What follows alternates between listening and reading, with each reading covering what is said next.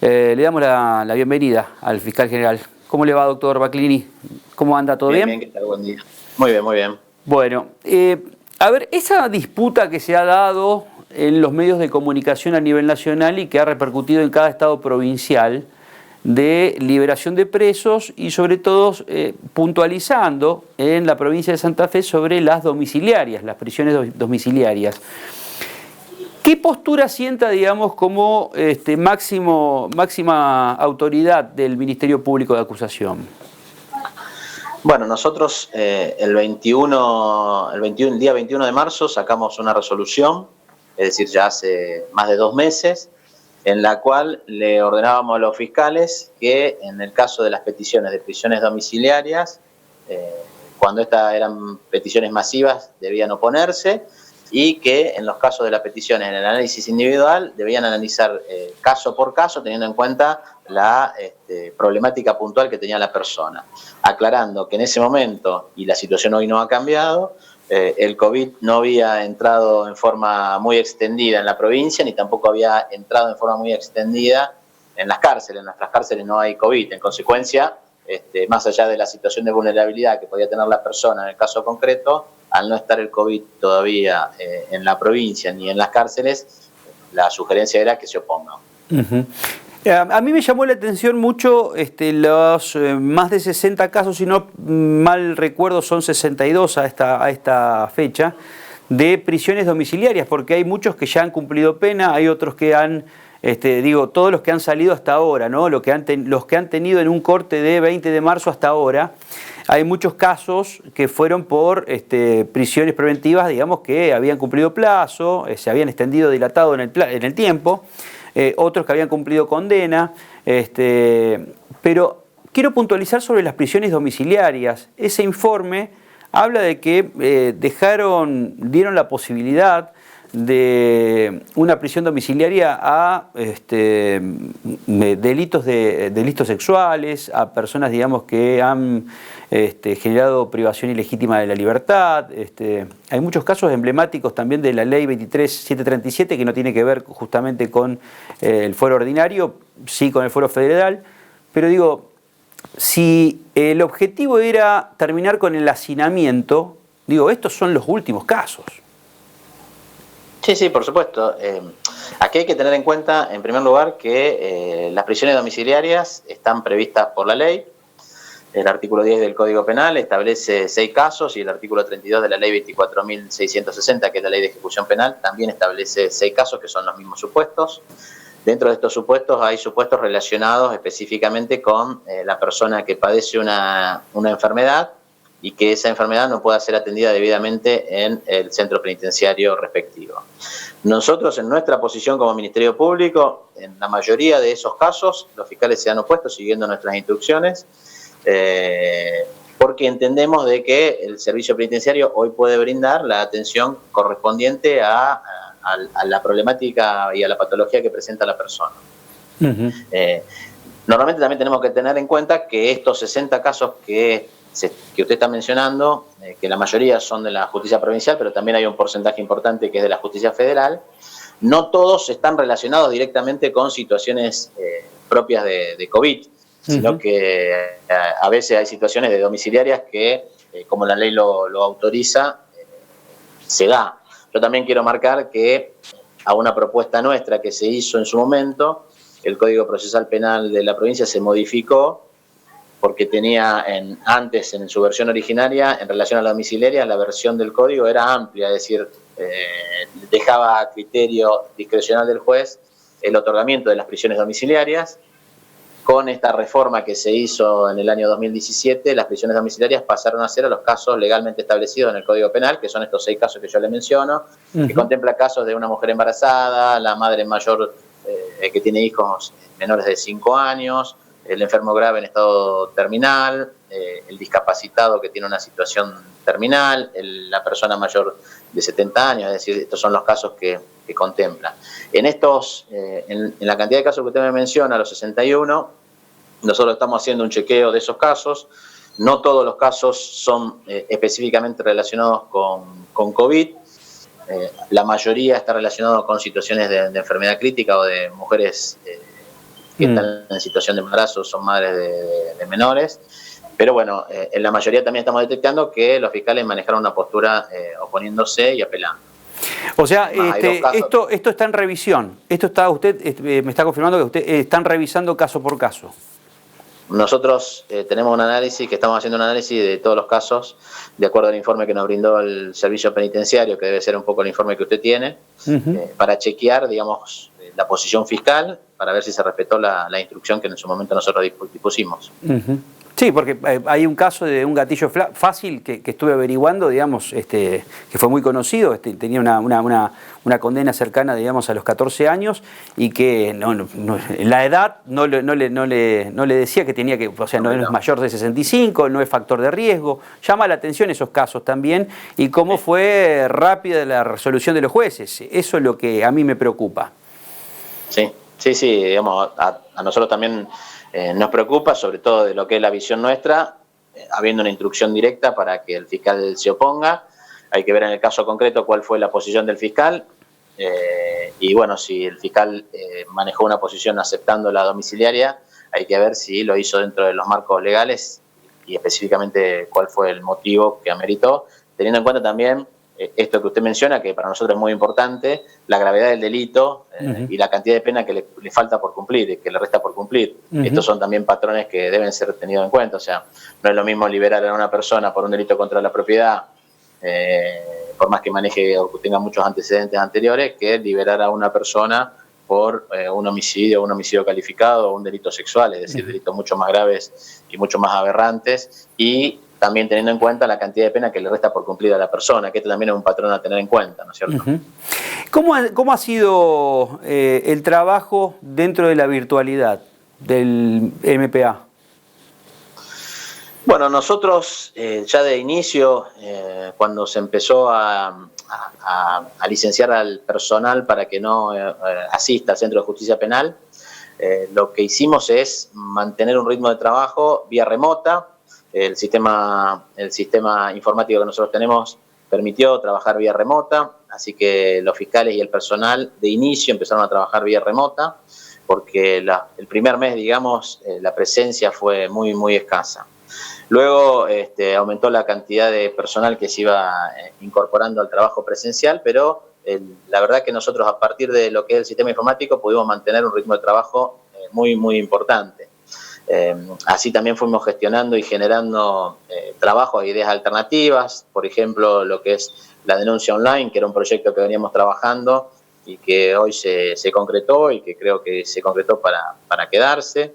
También impulsamos en su momento lo que son las audiencias a través del sistema Zoom, que es este que nos estamos comunicando nosotros, que al principio había mucha resistencia porque se hablaba de situaciones que hacían a la vulnerabilidad del sistema y nosotros decíamos que esto no generaba muchos problemas y de hecho no lo ha generado.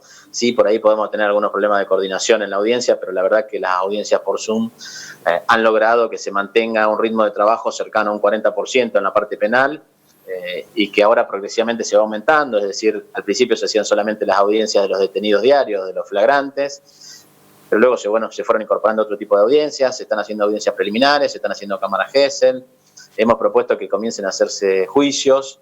Obviamente que esto requiere también parte presencial y parte vía remota, pero creo que en general hemos adoptado un sistema de trabajo bastante dinámico y potable, o sea, la mayor parte del personal sigue trabajando vía remoto, tanto los fiscales como los empleados.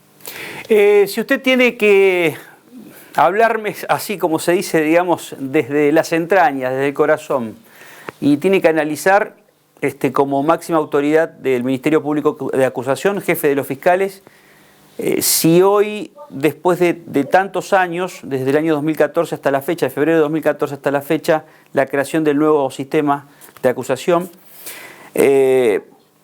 ¿cómo lo puede catalogar, caracterizar y por qué hay tan poca efectividad, digamos, de casos, digamos, que llegan en cuanto a la cantidad de casos que hay, pero que se resuelven son muy pocos?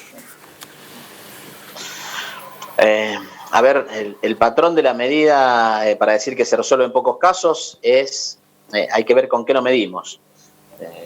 Yo a veces traigo números de situación de efectividad y y el sistema tiene potencialmente es mucho más efectivo que el sistema anterior.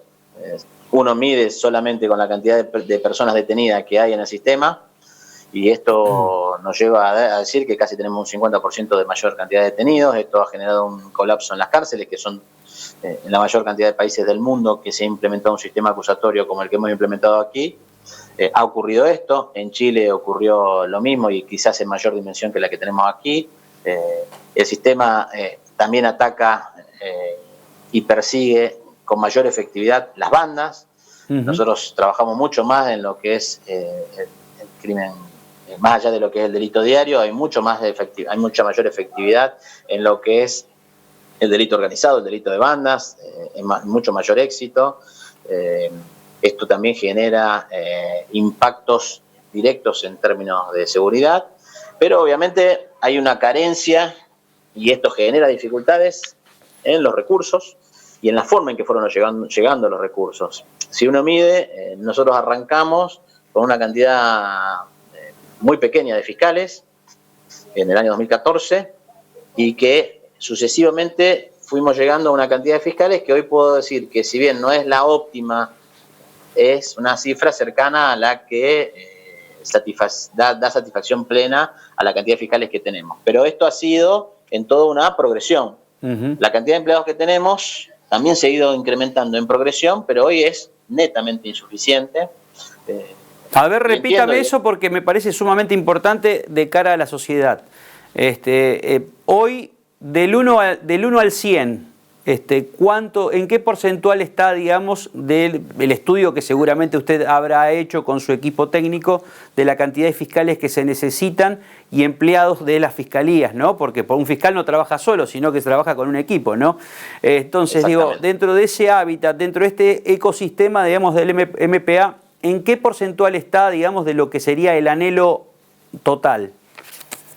En fiscales podemos estar cercanos a una cifra cercana, no sé, no quiero cerrarlo bien, pero podemos estar porque según el lugar podemos tener deficiencia en algunos lugares más que en otras, pero tenemos una cifra cercana a un 80, en algunos lugares 85, en algunos lugares un 90% de la suficiencia de fiscales. Es decir, hoy en la cantidad de fiscales hay carencias puntuales que entiendo que luego que pase la pandemia y sentándonos con el nuevo gobierno podemos solucionarlo, que ya no es tan crítico. Sí es crítico la forma en que nos fueron llegando los fiscales, porque la última tanda de fiscales que ya nos dio esta fortaleza, digamos, de un 60 a un 80% que pasamos, ocurrió el año pasado. Entonces esto se va aceitando recién este año. Con esta situación de parálisis nos va a costar un poquito más terminar de asentar y insertar a estos fiscales nuevos.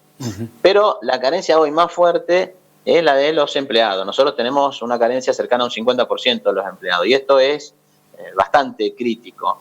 En una visión donde un fiscal mínimamente tiene que estar trabajando con 3 empleados, más los empleados que son necesarios para las áreas comunes, uno ve que hoy el fiscal trabaja con un empleado y medio, si tomamos de promedio en toda la fiscalía, y esto es una situación crítica porque el fiscal hace su tarea y a veces cubre la tarea del empleado para poder llevar adelante todo. Y esto genera un desgaste en los fiscales que es problemática, porque yo tengo muchos fiscales con problemas físicos y problemas psíquicos, con licencias físicas y con licencias psíquicas, porque el desgaste que tiene el nuevo sistema es mucho mayor al sistema anterior. Es decir, sí, porque ustedes son los que nada más ni nada menos investigan. Lo que hacía antes el juez de instrucción, lo hacen ustedes, digamos. Nada más ni nada menos que ustedes tienen que ser la punta de lanza de toda la causa. Ahora, ¿le preocupa que haya tantas denuncias, inclusive encontradas entre fiscales? Denuncias, digamos, de fiscales que tienen causas emblemáticas que van a hacer revisión justamente en el Senado, digamos, causas, digamos, donde han acusado, digamos, la legislatura los ha acusado, digamos, por casos emblemáticos. ¿Le preocupa que haya tantos en el norte, en el sur? Sí, me preocupa. Por un lado me preocupa y por otro lado también muestra la transparencia con que nosotros trabajamos, no escondemos nada, nada va abajo de la alfombra, sino que el sistema es tan público que genera estas situaciones de control, y a veces de estas situaciones de control se generan situaciones que repercuten en la parte disciplinaria y en la parte administrativa. Nosotros pensamos que lo más adecuado es que el control de los fiscales y los fiscales adjuntos no sea a través de la legislatura, sino que pensamos que lo más adecuado es que el control sea en forma similar al control que tienen los jueces a través de lo que sería un jury de enjuiciamiento, tal cual tenía previsto la ley en su versión originaria, porque el sistema de control bajo la legislatura, cuando es el fiscal el que lleva una investigación, nos genera una politización, por más que no se quiera, en la decisión que tome la legislatura, y esto no es conveniente. Sí creo que lo que son las autoridades de dirección del Ministerio Público, fiscal general y fiscales regionales, como también la auditora, es correcto que tengan un control político con la legislatura, pero me parece que el control de los fiscales debería ser a través de un órgano que sea más independiente, por lo menos para las faltas graves y las faltas gravísimas. Creo que esto es mejor. Pero sí, la situación nos preocupa también porque esto, al ser un órgano nuevo, al aparecer estos casos, generan un poco de situación crítica. Pero también, por otro lado, creo que es bueno porque aquí no se oculta nada, tenemos un control bastante sobre lo que hacen los fiscales, y ante cualquier situación crítica la ponemos en conocimiento de la autoridad administrativa. Doctor Baclini, muchas gracias por su tiempo. Un abrazo enorme. No, de nada, un abrazo.